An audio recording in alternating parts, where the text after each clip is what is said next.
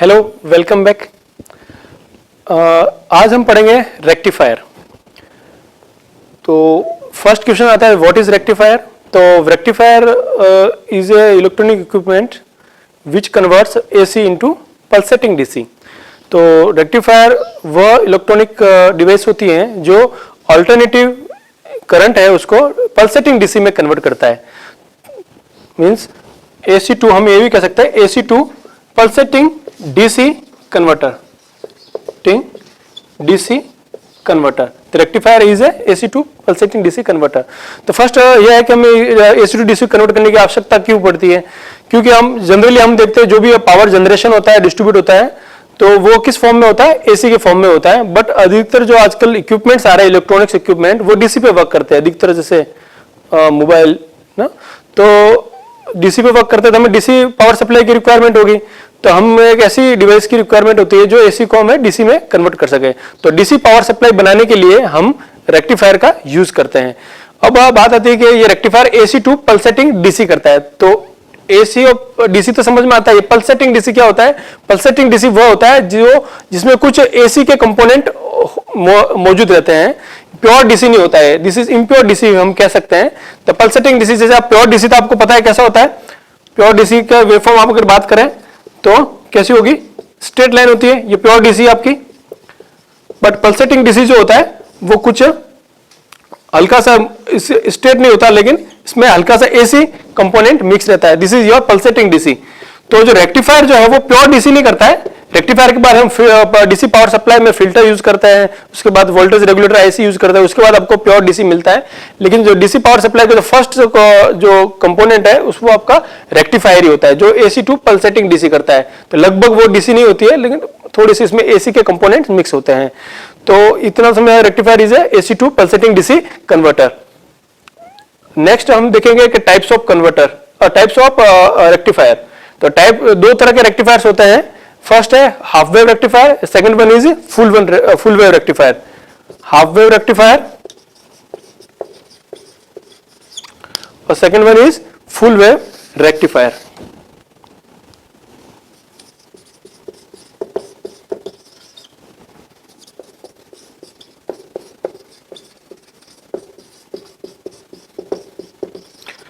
Half wave rectifier, full wave rectifier का क्या अर्थ हुआ। तो हाफ वेव रेक्टिफायर वो रेक्टिफायर्स होता है जो इनपुट जो आप एसी देते हो उसमें से ओनली हाफ साइकिल को वो रेक्टिफाई करता है।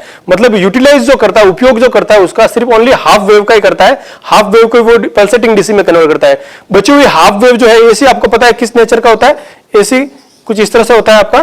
तो ये पॉजिटिव साइकिल या नेगेटिव, पॉजिटिव नेगेटिव साइकिल होता है, ठीक है। तो हाफ वेव रेक्टिफायर ओनली इसके या तो पॉजिटिव साइकिल्स को रेक्टिफाई करेगा या नेगेटिव साइकिल्स को रेक्टिफाई करेगा। तो इसमें हाफ वेव रेक्टिफायर वो रेक्टिफायर होता है जो इनपुट एसी का ओनली हाफ साइकिल को ही रेक्टिफाई करता है या यूटिलाइज करता है। That is your half wave rectifier. Full wave rectifier कि वो पूरा कंप्लीट साइकिल को रेक्टिफाई करता है। कंप्लीट साइकिल कौन सा होता है, जीरो से लेके पूरा 2π तक, मतलब पॉजिटिव और नेगेटिव दोनों साइकिल को रेक्टिफाई करता है।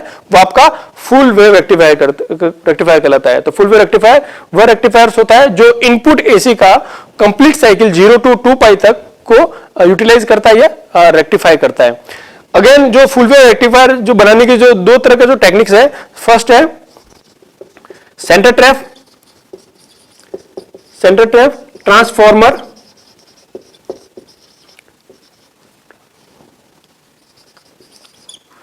Full wave rectifier, and second is bridge full wave rectifier. तो हम इस क्लास में आज इसकी वर्किंग पढ़ेंगे, हाफ वेव रेक्टिफायर की और फुल वेव रेक्टिफायर के दोनों, centre tap transformer full wave कैसे काम करता है और ब्रिज फुल वेव रेक्टिफायर किस तरह से काम करता है। तो फर्स्ट हम जाते हैं हाफ वेव रेक्टिफायर। तो हाफ वेव रेक्टिफायर का ये आप सर्किट डायग्राम देख लीजिए। और रेक्टिफायर्स बनाने के लिए हम कौन सी कंपोनेंट्स यूज करते हैं, वो है डायोड्स। तो डायोड का सबसे बेस्ट यूज क्या है, रेक्टिफिकेशन में ही होता है। तो डायोड का जो फर्स्ट यूज है वो आपका रेक्टिफिकेशन में करता है, जो AC to pulsating DC convert करने में काम आता है। तो डायोड हमने यहाँ यूज किया है, पीएन जंक्शन डायोड ही है, ठीक है। और इसका ये सर्किटरी है वो आपका हाफ वेव रेक्टिफायर है। ये आपका है इनपुट एसी, जो घरों पर आपका जो इनपुट एसी आता है 230 वोल्ट एसी, उसका सप्लाई है वोल्टेज सोर्स। यहाँ पे आपने एक ट्रांसफार्मर यूज किया है, आयरन कोर ट्रांसफार्मर है, बीच में आपने लाइन आयरन को दर्शाता है। ये ट्रांसफॉर्मर आपका स्टेप डाउन है, तो जो मगर 230 वोल्ट आया तो इसको आप ये 9 वोल्ट एसी में वो कन्वर्ट कर देगा। ये डाउन स्टेप डाउन ट्रांसफॉर्मर है। फिर 9 वोल्ट एसी है, वो हम इसको डायोड्स को देंगे। डायोड वो आगे जाके ये जो डायोड लगा रखा हमने, यहाँ पे लोड रेजिस्टेंस लगा रखा है। जो भी हम आउटपुट देखेंगे वो इस लोड के अक्रॉस हम वी आउट चेक करेंगे कि इसकी वेवफॉर्म कैसी होगी। तो इसको समझने के लिए मैंने एक इनपुट एसी बनाई मैंने।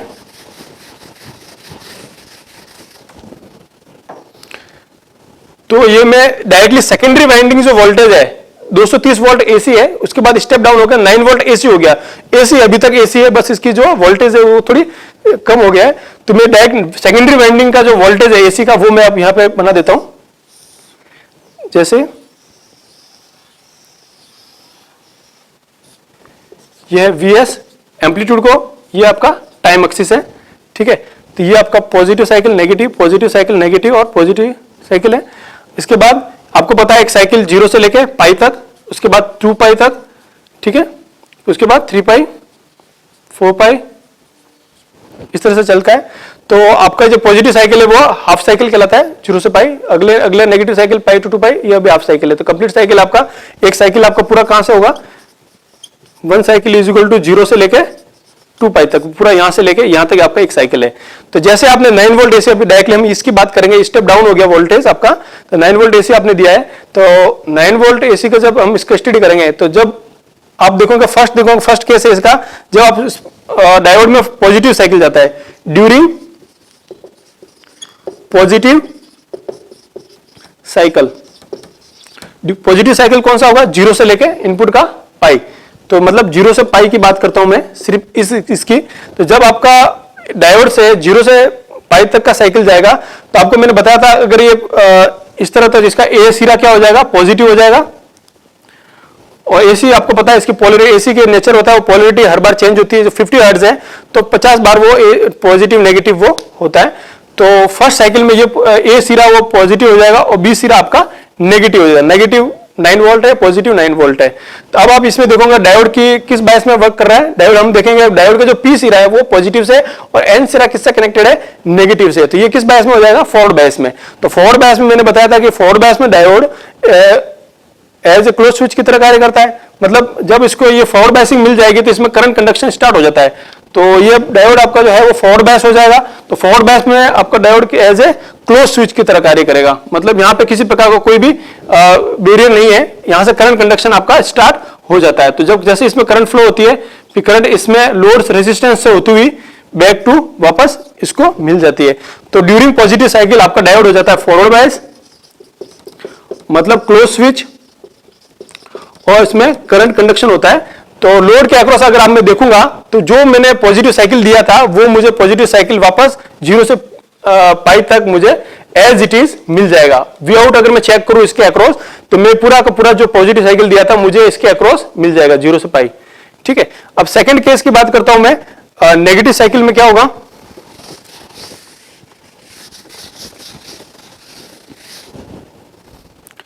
ड्यूरिंग नेगेटिव साइकिल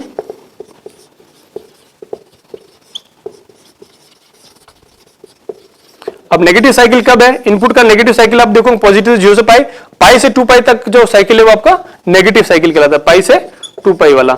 अब मैं सिर्फ इसकी बात कर रहा हूं, पाई से 2 पाई वाली। जब ये पाई से 2 पाई होगा मतलब नेगेटिव होगा तो इसकी जो एसी की जो पोलरिटी है वो चेंज हो जाएगी। मतलब जो ए सिरा है आपका वो तो हो जाएगा आपका नेगेटिव और जो बी सिरा है वो आपका हो जाएगा पॉजिटिव। अब इस केस में हमें डायोड, अगर डायोड में यहां लगाऊं,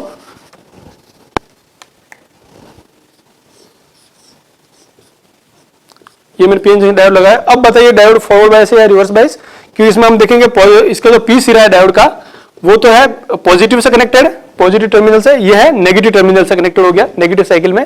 तो ये डायोड अब इसमें रिवर्स बायस में चला जाएगा। तो डायोड किस बायस में चला जाएगा, रिवर्स बायस में। और रिवर्स बायस में डायोड आपको पता है किस तरह से कार्य करता है, as a open switch. Open switch मतलब इसमें किसी प्रकार का कोई करंट कंडक्शन नहीं होता है। तो जब रिवर्स बायस आपका डायोड हो गया तो ये एज ए ओपन स्विच की तरह कार्य करेगा। तो ओपन स्विच आपका मतलब यहां से डिस्कनेक्ट हो जाएगा। ये मतलब यहां से अगर ये कनेक्शन डिस्कनेक्ट हो गया तो इसमें अब करंट फ्लो नहीं हो पाएगा।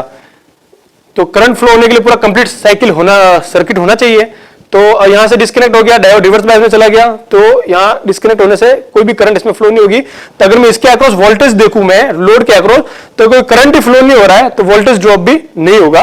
तो अगर I 0 है तो वोल्टेज ड्रॉप भी 0 होगा। तो मेरे नेगेटिव साइकिल में मेरे को पाई से 2 पाई तक किसी प्रकार का कोई वोल्टेज नहीं मिलेगा, मतलब ये पूरा 0 रहेगा। ठीक है, अब वापस में अगेन पॉजिटिव साइकिल की बात करूं, 2 पाई से 3 पाई तक के लिए अगला ये वाला साइकिल 2 पाई से 3 पाई पॉजिटिव साइकिल, वापस इसी डायोड फॉरवर्ड बायस हो जाएगा, क्लोज स्विच हो जाएगा, करंट फ्लो होगी, और करंट फ्लो होगी तो वापस मुझे पॉजिटिव साइकिल यहां पे मिल जाता है 2 पाई से 3 पाई तक। अगेन 3 पाई टू 4 पाई, again 3 pi to 4 pi negative cycle है, तो नेगेटिव साइकिल में आपका डायोड रिवर्स बायस हो जाएगा, ओपन स्विच हो जाएगा, इस तरह की स्थिति हो जाएगी, कोई भी करंट फ्लो नहीं होगा, करंट फ्लो नहीं होगा, वोल्टेज ड्रॉप भी नहीं होगा। तो आपका ये 3 पाई से 4 पाई तक आपको किसी प्रकार का कोई वोल्टेज नहीं मिलेगा। तो आप इस तरह से ये अब साइकिल चलता रहेगा। तो आप जिस प्रकार के कोई एसी दोगे तो आपको जो आउटपुट मिलेगा वो कुछ इस तरह से मिलेगा, एक साइकिल मिलेगा, दूसरा नहीं मिलेगा, थर्ड मिलेगा पॉजिटिव, अगेन नेगेटिव नहीं मिलेगा, मतलब इसमें जो नेगेटिव साइकिल है वो सप्रेस हो गया है। ठीक है, तो ये आपका जो आउटपुट आप देखो इसमें नेगेटिव साइकिल है ही नहीं, तो ये आपका हाफ वेव रेक्टिफायर कहलाता है, क्योंकि ये पूरा इनपुट एसी का सिर्फ हाफ वेव को ही वो रेक्टिफाई करता है।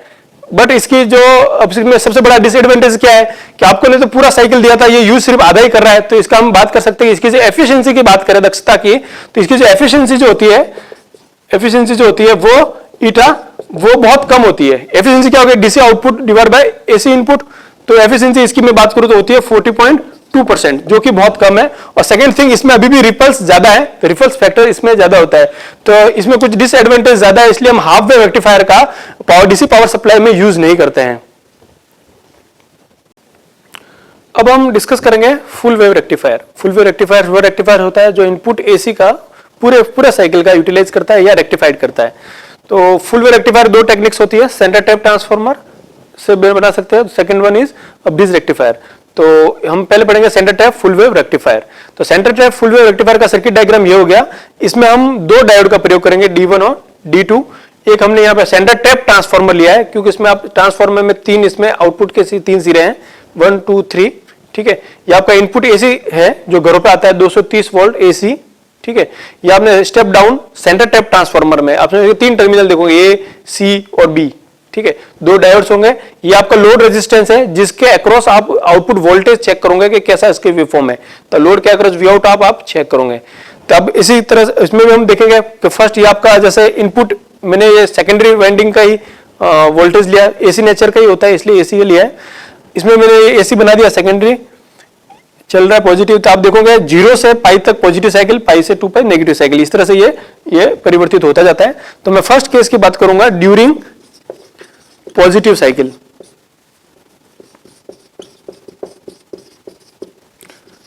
During positive cycle of AC input, हम कहेंगे एसी इनपुट का पॉजिटिव साइकिल, मतलब कहां से कहां तक, 0 से लेके पाई तक, यहां से लेके यहां तक।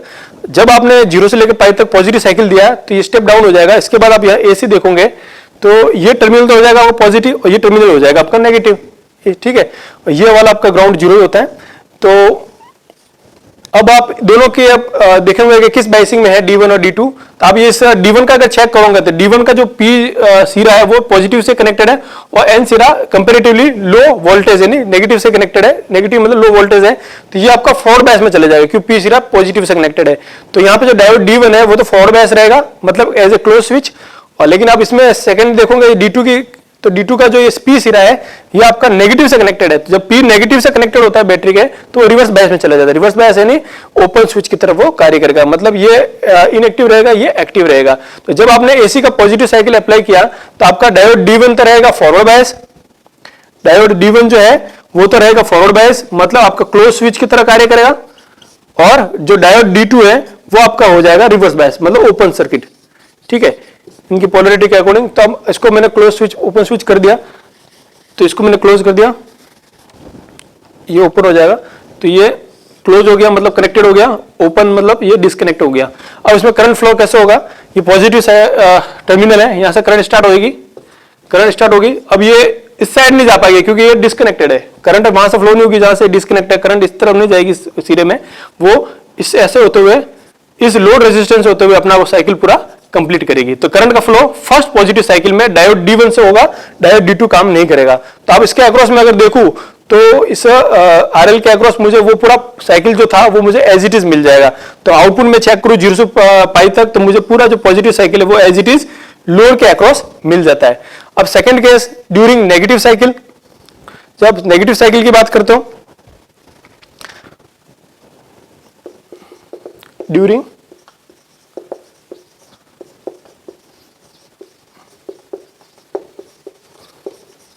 नेगेटिव साइकिल, नेगेटिव साइकिल कहां से कहां तक है इनपुट का, पाई से 2 पाई तक नेगेटिव साइकिल है, पाई से 2 पाई की बात कर रहा हूं।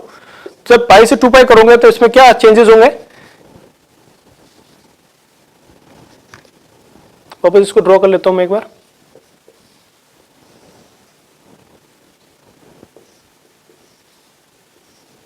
डायोड वापस लगा दिया मैंने, ठीक है। जैसे आपने नेगेटिव साइकिल फ्लो हो रही है तो इसका क्या होता है, पोलरिटी चेंज हो जाती है। ए सिरा जो पॉजिटिव था वो तो हो जाएगा नेगेटिव, और जो बी सिरा नेगेटिव था वो हो जाएगा पॉजिटिव। तो पॉजिटिव हो जाएगा, ये हो जाएगा आपका नेगेटिव ड्यूरिंग नेगेटिव साइकिल।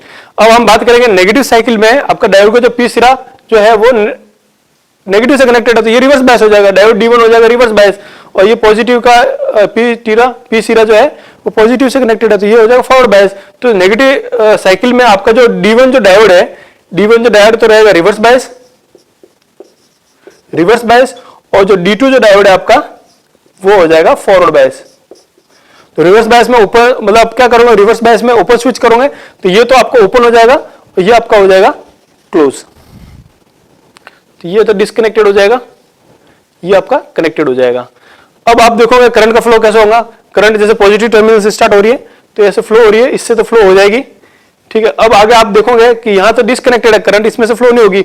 अब ये इस RL से इसी डायरेक्शन में वो फ्लो होकर अपना पूरा सर्किट वो कंप्लीट करेगी। तो इसमें आप देखोगे लोड के अगेन आपको साइकिल मिल गया है, वो भी इसी डायरेक्शन में मिला है, इसलिए इसका जो साइकिल आएगा आउटपुट पे हम इसको देखेंगे तो वो भी हमें पॉजिटिव साइकिल ही मिलेगा, क्योंकि दोनों के बाद हमने देखा था कि जो RL को जो एंटर हो रही थी करंट वो एक ही डायरेक्शन में हो रही थी। मतलब फर्स्ट में देखा तो करंट इसी सिरे से अंदर हुई थी, सेकंड केस में देखा तो भी करंट इसी सिरे से एंटर हुई थी, अपोजिट सिरे से एंटर नहीं हुई है। तो दोनों की जो सेम नेचर के दो साइकिल्स हमको मिलेंगे। इसी तरह से आप वापस रिपीटेडली अब हम क्या करेंगे, 2 पाई से 3 पाई तक पॉजिटिव साइकिल की बात करेंगे, तो पॉजिटिव साइकिल में ये फॉरवर्ड बायस, ये रिवर्स बायस, तो अगेन हमको वापस ये काम करेगा, ये काम नहीं करेगा, तो वापस हमें ये साइकिल मिल जाएगा पॉजिटिव। वापस फिर इसका 3 पाई से 4 पाई नेगेटिव साइकिल होगा, नेगेटिव साइकिल में भी क्या है, ये रिवर्स बायस हो जाएगा, ये फॉरवर्ड बायस हो जाएगा, तो अगेन आपको इसमें से इस D2 वर्क करेगा तो इससे करंट फ्लो हो जाएगी, तो ये आपको अगेन, तो इस तरह से आपके ये सारे साइकिल्स आपको पॉजिटिव साइकिल्स आपको मिलेंगे। तो इसको इसलिए हम इसको क्या बोलते हैं, फुल वेव रेक्टिफायर, क्योंकि इसमें जितना हमने कंप्लीट साइकिल दिया वो पूरा का पूरा साइकिल इसने यूटिलाइज कर लिया है, अपने उसमें आउटपुट में यूटिलाइज किया, इसलिए इसकी एफिशिएंसी भी ज्यादा होती है। तो हाफ वेव रेक्टिफायर की एफिशिएंसी मैंने बताई थी होती है 40.6%, ठीक है। और फुल वेव रेक्टिफायर की इसकी जो एफिशिएंसी, दक्षता, आउटपुट कितना प्रदान करता है उसकी एफिशिएंसी कहलाती है, एफिशिएंसी इसकी होगी 81.2%, जो कि बहुत ज्यादा हायर है। तो एफिशिएंसी जिसकी अच्छी होगी वो हम जनरली यूज करते हैं।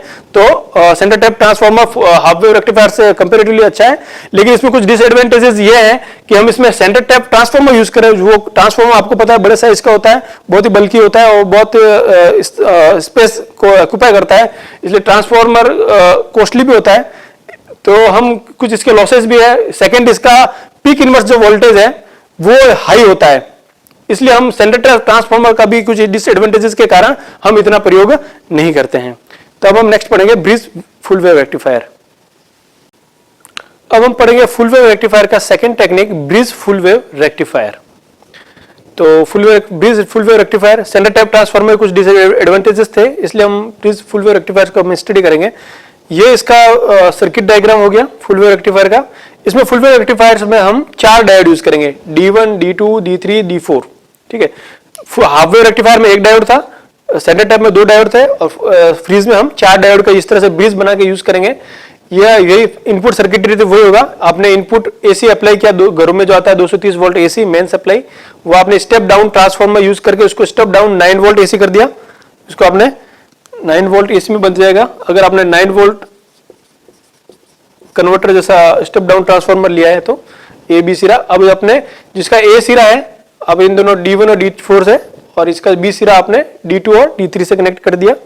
अब ये जो इसका सेकंड थर्ड वाला जो सिरा है वो आप इसको लोड रेजिस्टेंस के नेगेटिव पार्ट से, मतलब नीचे वाले पार्ट से, और इसका ये वाला सिरा आपका लोड रेजिस्टेंस आप कनेक्ट कर दोगे। तो ये कनेक्टेड नहीं है, यहाँ पे नॉट कनेक्टेड है, ये इस तरह से है। तो इसमें ध्यान रखने योग्य सर्किट में यही है कि जब आपका इनपुट सर्किटरी के ये दोनों सिरों आप ऐड करते हो तो ध्यान रखना कि डायोड दोनों ऑपोजिट में हो, मतलब ये एन सिरा हो तो ये पी सिरा हो, ये एन सिरा है तो ये एन सिरा है तो ये आपका पी सिरा होना चाहिए। ये थोड़ा सा कुछ इस तरह से, तो इस तरह से आपको पकड़ में आ जाएगा। इनपुट जो सिरा आपको चेक करना है तो ये एन ये पी दोनों ऑपोजिट होने चाहिए, यहाँ पे एन है तो यहाँ पे पी होना चाहिए। तो ये इनपुट सिरे तो यहाँ लगेंगे और आउटपुट आप जहां लोड के अक्रॉस ले रहे हो वो आप दोनों सिरे सेम हो सकते हैं। जैसे ये पी सिरा, ये पी सिरा, दोनों पी सिरे से आउटपुट गया, ये एन सिरा और ये एन सिरा डायोड का, ये दोनों मिल गए। ठीक है, अब इसकी हम वर्किंग की बात करते हैं। फुल वेव सॉरी ये ब्रिज रेक्टिफायर कैसे काम करते हैं। तो ये हमने सेकेंडरी वोल्टेज ले लिया, यहीं से हम बात करेंगे डायरेक्ट 9 वोल्ट एसी से। जो 9 वोल्ट या कुछ भी हो सकता है, एसी फॉर्म में होगा। तो ये आपका एसी सिग्नल है, ठीक है, 0 से पाई, पाई से 2 पाई। अब हम इसमें वर्किंग में हम देखेंगे पहले during positive cycle. Positive cycle जब इसमें पास हो रहा है तो इसमें क्या होगा। तो फर्स्ट कैसे है, during positive cycle of input AC. ठीक है, तो आप इसमें देखिए जैसे आप मतलब कहां से कहां तक है, 0 से पाई तक की बात कर रहा हूं मैं फिलहाल। 0 से पाई तक आपका इनपुट का पॉजिटिव साइकिल इससे पास होगा। तो जैसे पॉजिटिव साइकिल पास होगा तो आपका ये सिरा तो हो जाएगा पॉजिटिव, ये होगा नेगेटिव। ठीक है, अब ये पॉजिटिव हो रहा है तो आप इसमें दोनों डायोड के उसमें आप चेक करोगे किस बाइसिंग में। तो आपका ये देखोगे ये एन सिरा है, ठीक है, ये एन सिरा है जो पॉजिटिव से कनेक्टेड है, तो ये तो हो जाएगा रिवर्स बायस। ठीक है, ये जो पी सिरा है डायोड का, ये पॉजिटिव से कनेक्टेड है तो ये हो गया फॉरवर्ड बायस, तो ये तो हो जाएगा फॉरवर्ड बायस। और ये D1 डायोड हो जाएगा रिवर्स बायस। फॉरवर्ड बायस मतलब कनेक्टेड हो जाएगा, रिवर्स बायस मतलब ओपन हो जाएगा इसका ना। इसी तरह से ये नेगेटिव सिरा है डायोड, तो D2 क्या हो जाएगा, ये एन सिरा है। अगर एन सिरा नेगेटिव से कनेक्टेड है तो आपका ये हो जाता है फॉरवर्ड बायस, तो ये तो हो जाएगा फॉरवर्ड बायस। और ये जो पी सिरा है इसका डायोड का, ये कनेक्टेड है नेगेटिव से, तो ये हो जाएगा रिवर्स बायस। तो इसमें आप देखोगे तो 2 डायोड तो रिवर्स बायस हो गए, 2 डायोड इसमें फॉरवर्ड बायस हो गए, मतलब 2 स्विच क्लोज हो जाएंगे, 2 ओपन हो जाएंगे। तो जहां पे फॉरवर्ड बायस है मैंने उसको क्लोज कर दिया, जैसे ये है तो फॉरवर्ड बायस होगा, मतलब ये तो क्लोज हो गया, ये दोनों क्लोज हो जाएंगे। D2 है D4, मतलब यहां से कनेक्टेड हो जाएगा। और ये रिवर्स बायस होने के कारण ये जो डायोड डिस्कनेक्टेड हो जाएंगे सर्किट से, ओपन होंगे। ठीक है, अब आपका ये कुछ इस तरह से पॉजिटिव साइकिल में आपके ये 2 डायोड काम करेंगे और 2 डायोड काम नहीं करेंगे। तो D2 और जो D2 एंड D4 जो है डायोड आपके, वो तो हो जाएगा forward bias, means close switch. ठीक है, और D1 और D3 जो डायोड है वो है आपके रिवर्स बायस, मतलब ओपन स्विच, आपने इसको सर्किट से डिस्कनेक्ट कर दिया। अब आप इसमें करंट फ्लो आप चेक करोगे, करंट का फ्लो कैसे होता है। तो जैसे आप देखोगे कि ये पॉजिटिव टर्मिनल है, यहां से करंट स्टार्ट हो रही है, करंट फ्लो हो रही है। ठीक है, करंट अब यहां आने के बाद देखिए कि यहां तो डिस्कनेक्टेड है, करंट इसमें से फ्लो नहीं हो पाएगी। ठीक है, डिस्कनेक्ट होने से ये फ्लो नहीं हो गई, तो करंट किस तरह डायरेक्शन में जाएगी, इस सिरे में। अब यहां पे भी आप चेक करेंगे तो ये भी डिस्कनेक्टेड है, करंट इसमें इस तरफ फ्लो नहीं होगी कि ओपन सर्किट हो गया, तो करंट इस ऐसे फ्लो होते हुए इस लोड से होते हुए वापस इससे यहां पे आएगा, ये भी डिस्कनेक्टेड है, तो अब किस तरफ जाएगा, करंट हमेशा क्लोज पाथ देखता है, तो ये हमेशा इससे होते हुए ये और ये होते हुए इस तरह। तो आप देखो करंट इस पूरा है, कंप्लीट एक साइकिल पूरा हो गया, इसमें करंट का फ्लो हो रहा है। तो अब लोड में से करंट ऊपर से ऐसे फ्लो हो रही है, तो करंट इस तरह से फ्लो होगी। ठीक है, तो आप देखोगे दोनों डायोड से फ्लो हो जाएगी, तो आपको जो भी इसके अक्रॉस आप आउटपुट देखोगे लोड के अक्रॉस, तो जो आपने इनपुट का जो पॉजिटिव साइकिल दिया है वो एज इट इज आपको आउटपुट पर भी, आउटपुट वोल्टेज अगर देखेंगे तो 0 से पाई तक आपको एज इट इज आपका जो है पॉजिटिव साइकिल मिल जाएगा, क्योंकि आपको इसके अक्रॉस आपको वोल्टेज आप चेक करोगे। तो सेकंड केस हम देखते हैं during negative cycle. During negative cycle, तो नेगेटिव साइकिल कौन सा है यहाँ पे, पाई से, ये नेगेटिव साइकिल है पाई से 2 पाई, इनपुट का पाई से 2 पाई। तो इस केस में क्या होगा, इसके लिए मैं वापस इसको मैं थोड़ा ड्रॉ कर देता हूं।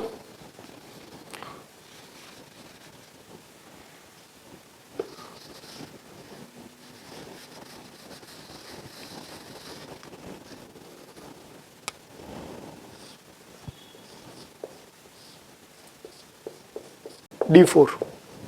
ठीक है, ये आपने मैंने वापस इस सर्किट को वापस ड्रॉ कर दिया।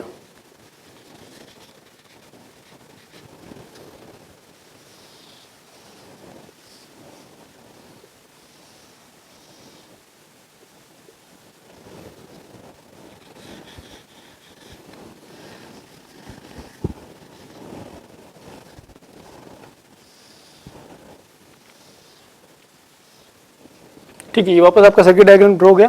अब आप नेगेटिव साइकिल की बात करोगे तो नेगेटिव साइकिल आपका ए वाला जो सिरा है ये तो हो जाएगा आपका नेगेटिव और बी वाला सिरा आपका हो जाएगा पॉजिटिव।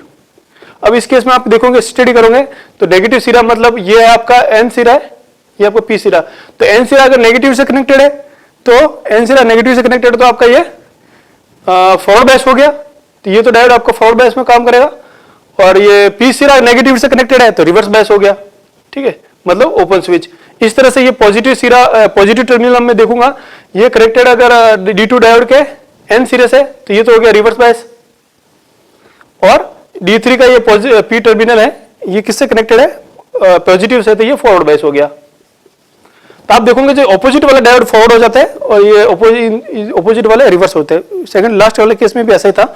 अब इसमें करंट कंडक्शन हम देखेंगे तो जो रिवर्स बायस है इसको तो डिस्कनेक्ट कर दीजिए आप और इसको आप कनेक्ट कर दीजिए फॉरवर्ड बायस वाले। तो आपने इन दोनों को तो आपने कनेक्ट कर दिया, इसको आपने डिस्कनेक्ट किया, इसको भी डिस्कनेक्ट किया, इसको आपने कनेक्ट कर दिया। अब आप करंट देखोगे करंट पॉजिटिव स्टार्ट होगी तो करंट जैसे इसमें स्टार्ट होने शुरू हो जाएगी, करंट पॉजिटिव टर्मिनल से इसे एंटर करेगी, इधर से डिस्कनेक्टेड है तो नहीं जाएगी, इससे फ्लो होगी, फिर इधर डिस्कनेक्टेड है नहीं जाएगी, तो ये वापस आप देखोगे तो लोड से ऊपर से अंदर एंटर हो रही है, तो ये ऐसे एंटर होते हुए लोड से करंट इस तरह से, अब इस तरह से इसमें नहीं जाएगी क्योंकि ये डिस्कनेक्टेड है, अब ये कनेक्टेड वाले इसमें भाग में जाएगी और ये होते हुए इसने पूरा साइकिल कंप्लीट कर दिया। करंट ऐसे इस तरह से होते हुए पूरी फ्लो हो गई। ठीक है, तो आप इसमें देखोगे तो इसमें ड्यूरिंग नेगेटिव साइकिल आपके कौन सा डायोड वर्क कर रहे हैं, D1 और D2 जो है वो आपके फॉरवर्ड बायस है क्लोज स्विच, और D2 एंड जो D4 डायोड है वो आपके रिवर्स बायस हो जाएंगे। तो आपका एज इट इज आपका जो साइकिल है वापस आप देखोगे लोड के अक्रॉस तो आप करंट फ्लो हो रही है, मतलब एज इट इज आपका जो पॉजिटिव साइकिल मिलेगा। इस तरह से आप रिपीट में आप करोगे तो पॉजिटिव साइकिल और नेगेटिव साइकिल आपको इस तरह से कंटिन्यूअसली आपको मिलते, पॉजिटिव साइकिल सारे आपको मिलते रहेंगे। तो ये आपका इसका आउटपुट हो जाएगा full wave bridge full wave rectifier का। ठीक है, तो अब इसमें ब्रिज सबसे बेस्ट है। इसके कुछ कारण ये है कि जैसे कि इसकी तो एफिशिएंसी कितनी होती है, फुल वेव की मैंने बताई थी, फुल वेव की एफिशिएंसी होती है ईटा इज इक्वल टू 81.2%। ठीक है, और ये सेंटर टैप ट्रांसफार्मर से ज्यादा बेटर क्यों, क्योंकि में ट्रांसफार्मर की इतनी आवश्यकता नहीं होती है। ठीक है, और इसमें जो पीक इनवर्स जो वोल्टेज होता है VM वो भी कम होता है। ठीक है, और इसमें number of ripples factor, ripples बोलते हैं एसी कंपोनेंट्स को, तो इसमें रिपल्स भी कम है। तो हम तीनों रेक्टिफायर के कंपैरेटिवली हम ब्रिज फुल वेव रेक्टिफायर ज्यादा यूज करते हैं प्रैक्टिकली। तो हम जो भी सर्किट यूज बनाते हैं डीसी पावर सप्लाई उसमें bridge full wave rectifier use करते हैं। Thank you.